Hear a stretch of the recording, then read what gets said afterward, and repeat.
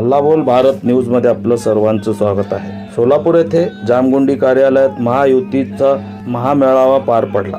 Bharatiya Janata party, Shiv Sena, Rashtrawadi यांच्यासहित घटक पक्षांचा हा मेळावा होता।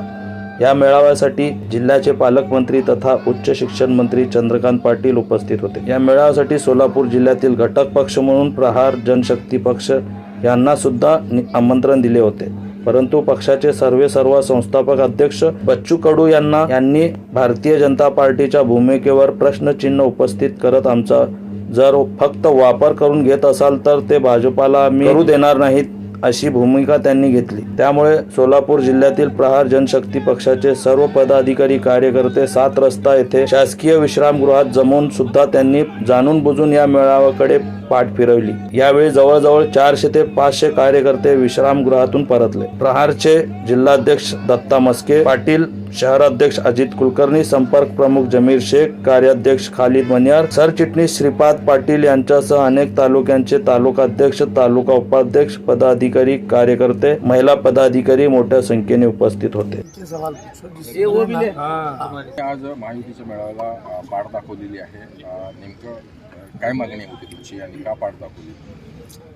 खरं तर गेल्या 1.5 वर्षापासून आपण पाहता या राज्यात महायुतीची सत्ता आहे आणि वेळोवेळी भारतीय जनता पार्टी असेल किंवा शिवसेना असेल, राष्ट्रवादी असेल अजित पवार साहेबांचे, तर वेळोवेळी त्यांच्याकडनं सांगितलं जातं की प्रहार जनशक्ती पक्ष हा महायुतीचा घटक आहे। परंतु बच्चू कडूंचं तुम्ही पाहिलं असेल विद्रोही स्वभाव आहे।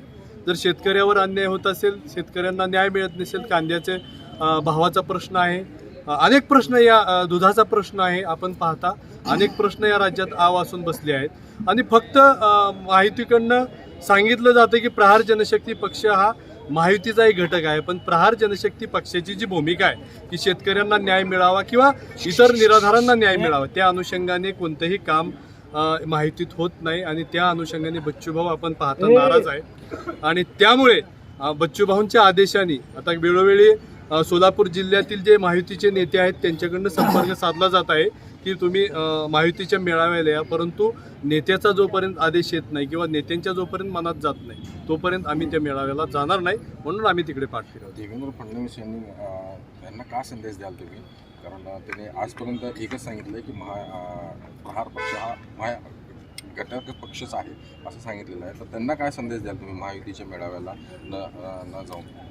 देवेंद्र फडणवीस साहेबांना मी एवढं सांगू इच्छितो की आपण एक मध्ये गेल्या 2-3 महिन्यापूर्वी स्टेटमेंट केलं तर की माझ्या एका फोनवर बच्चू कडू साहेब गुवाहाटीला गेले, तर भाऊंना वाटलं होतं की या राज्यात खरंच बळीराज्याचं राज्य येईल, शेतकऱ्यांचं राज्य येईल, दिव्यांगाचं राज्य येईल, म्हणून भाऊंनी एकनाथजी शिंदे साहेबांच्या नेतृत्वावर विश्वास ठेवून त्या ठिकाणी गुवाहाटीला गेलते आणि देवेंद्र फडणवीस साहेबांनी सुद्धा सांगितलं की भाऊ माझ्या एका फोनवर गेले, परंतु त्यानंतर जे भारतीय जनता पार्टीचं जे वागणं आहे, शेतकऱ्यांच्या बाबतीत निर्णय असतील किंवा अनेक निर्णय आपण पाहिले गेल्या 2-3 महिन्यातले या राज्यातले, तर ते प्रहार जनशक्ती पक्षाच्या कार्यशैलीला पटणारे नाहीत आणि त्यामुळे मी देवेंद्र फडणवीस साहेबांना सांगू इच्छितो की सर्वप्रथम तुम्ही जो शेतकऱ्यांच्या कांदा आणि दुधाचा प्रश्न हा ज्वलंत बनलेला आहे या राज्यात, त्यावर त्या ठिकाणी निर्णय घ्यावा, तर आम्ही पुढं भाऊंच्या माध्यमातून आपल्या माहितीत येण्याचा विचार करतो। भाजपकडे जातीय राजकारण करताय आणि प्रहार फक्त शेतकऱ्यांच्या बाजू मांडताय, तर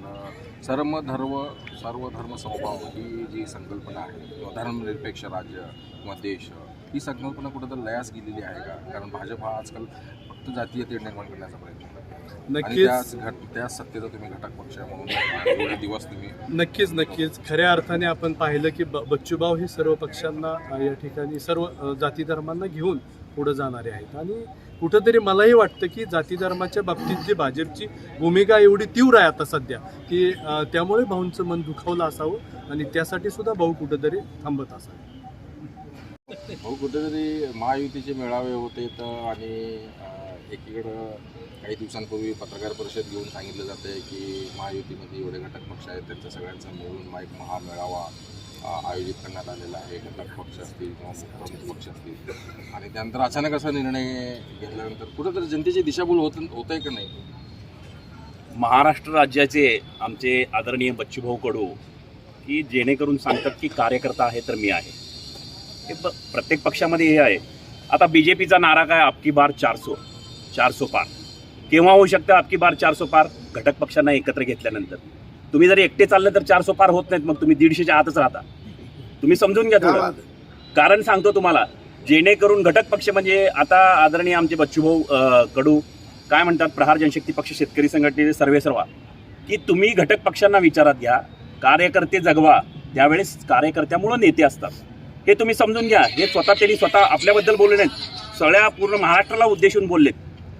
मग तुम्ही जर आता कल्याण शेट्टी साहेब असतील, आमदार अजितदादा पवार गटाचे माने साहेब असतील, राणे साहेब असतील, हे उगी कसं आहे माहिती का, आता आम्हाला फोन सुद्धा आला कल्याण शेट्टी साहेबांचा की जेणेकरून या म्हणून.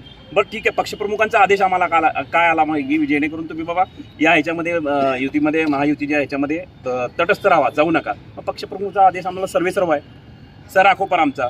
पण तुम्ही जी भूमिका घेऊन चाललात आपकी बार 400 के पार म्हणून, तर तुम्ही ज्या वेळेस घटक पक्षाला एकत्र घेताल त्याच वेळेस आपकी बार 400 के पार म्हणू शकता किंवा होऊ शकेल. काय ब्राह्मण बोले ब्रह्म म्हणल्यासारख्या गोष्टी आहेत, हे तुम्ही लक्षात ठेवून चाला. जेणेकरून तुम्ही कुठंतरी काहीतरी फितवायचं, तुम्ही आता म्हटल्याप्रमाणे जातीयवाद निर्माण करायचा, हे करत हे कदापि करू नका. याच्यामुळं काही कुणाचं भलं होणार नाही आहे. आता तुम्ही श्रीराम मंदिराकडे चाललेलात, बरोबर आहे, श्रीराम मंदिर सगळ्यांचं हिंदू आम्हाला अभिमान आहे, हिंदू राम भक्त आहे आम्ही सुद्धा, सगळे हिंदू तिकडे चाललेले आहेत. म्हणून तुम्ही कुठला मुद्दा नाही म्हणून सध्या जो मुद्दा घेऊन चाललेला आहे की बाबा राम मंदिरचा असू दे किंवा XYZ मुद्दे, प्रत्येक वेळी चेंजेस करून जे हे तुम्ही करताय हे चुकीचं आहे. आपकी बार 400 पार केव्हा होणार, ज्यावेळेस तुम्ही सगळे घटक पक्ष बरोबर घेताल त्यावेळेसच. धन्यवाद. अशा मताधिकाने निवडलं तर कुठेतरी हे छोट्या पक्षांना किंवा घटक पक्षांना पायाखाली तुळवेल. साहेब, काही दिवसापूर्वी, काही वर्षापूर्वी ह्यांचं सरकार होतं, ते देवेगौडाचं सरकार होतं, ते काहीतरी 12 का 13 त्यांचे खासदार, 8 का 10 खासदार होते. जेणेकरून सांगा, कांदा प्रश्नावर त्यांचं सरकार जाऊ शकतं.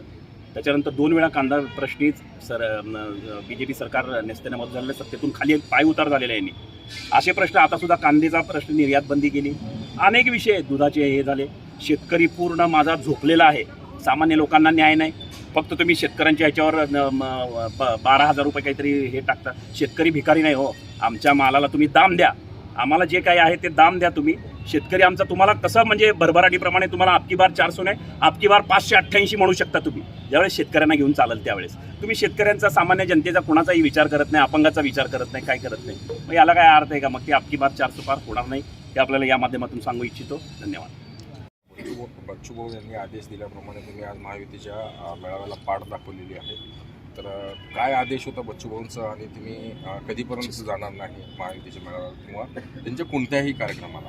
गेल्या 1.5 वर्षापासून आपण बघितलं की राज्यात एकनाथ शिंदे आणि देवेंद्र फडणवीस साहेबांची सरकार होती, अजित पवार नंतर सामील झाले आणि 1.5 वर्षामध्ये महायुतीच्या माध्यमातून अनेक पक्ष सोबत होते, परंतु प्रहार ही सोबत आहे असं सांगण्यात आलं. परंतु राज्यात जेवढ्या काही आमचे पदाधिकारी कार्यकर्ते आहेत त्यांना कुठेही DPDC असेल किंवा अन्य कुठल्याही संधी देण्यात आली नाही. आणि दुसरीकडे म्हणता लोकसभा निवडणुकीच्या अनुषंगाने तुम्ही हे बैठका घेता, पण आमच्यासाठी विधानसभा, जिल्हा परिषद, महानगरपालिका या सगळ्याच निवडणुका महत्त्वाच्या आहेत. कारण आपण बघितलं आहे की राज्यामध्ये हळूहळू प्रहारचा वणवा हे पेटत चालला आहे. प्रहारचे पदाधिकारी कार्यकर्ते मोठ्या संख्येने प्रहारमध्ये आहेत, अनेक पक्षातून लोक आमच्याकडे आलेले आहेत. आणि असे असताना 200पेक्षा ग्रामपंचायती आमच्याकडे असताना आमच्या कुठल्याही ग्रामपंचायतीला निधी भेटत नाही, कुठल्याही पदाधिकाऱ्याला DPDC असेल किंवा कुठेही त्यांना स्थान दिलं जात नाही. म्हणून बच्चू कडू साहेबांनी घेतलेला निर्णय हे कार्यकर्त्यांसाठी अति महत्त्वाचा आहे. नेता स्वतःचा विचार करतं की आपल्याला काय भेटतं का, पण बच्चू कडू साहेब हे राज्यात पुन्हा एकदा एक संदेश दिला की कार्यकर्त्यांसाठी निर्माण झालेली प्रहार हे आज सुद्धा कार्यकर्त्यांसाठीच आहे. म्हणून कार्यकर्त्यांना जर काहीच भेटत नसेल, पदाधिकाऱ्यांना काहीच भेटत नसेल, तर ते पक्ष टिकू शकणार नाही. या माध्यमातून बच्चू कडू साहेबांनी आज कार्यकर्त्यांसाठी महायुतीच्या मेळाव्याला जाण्यासाठी टाळलेलं आहे. काय पद पाहिजे तुम्हाला? कार्यकर्त्यांना काहीच भेटत नाही म्हटल्यावर काय पाहिजे? म्हणजे ज्या सगळ्या पक्षात भाजपला काय भेटतंय तेच प्रहारलाही द्यायला पाहिजे, तेच इतर पक्षांनाही भेटलं पाहिजे. सोबत आहे म्हटल्यानंतर फक्त निवडणुकापुरते तुम्ही सोबत ठेवता का? बाकीच्या समित्या असतील त्या समित्यामध्ये आम्हाला कुणालाच तुम्ही स्थान दिलं नाही. हे सोलापूर जिल्ह्यातच नव्हे, हे राज्याचा प्रश्न आहे.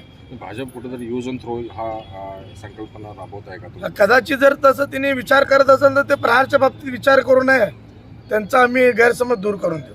भविष्यात अशीच परिस्थिती राहिली तर भाजपचं काय होईल? भविष्यात अशीच परिस्थिती राहील तर भाजपच्या विरोधात प्रहार आक्रमकपणे रस्त्यावर आल्याशिवाय राहणार. आपल्या शहरातील ताज्या घडामोडी पाहण्यासाठी हल्लाबोल भारत न्यूजला सबस्क्राईब करा आणि बेल आयकॉन प्रेस करा.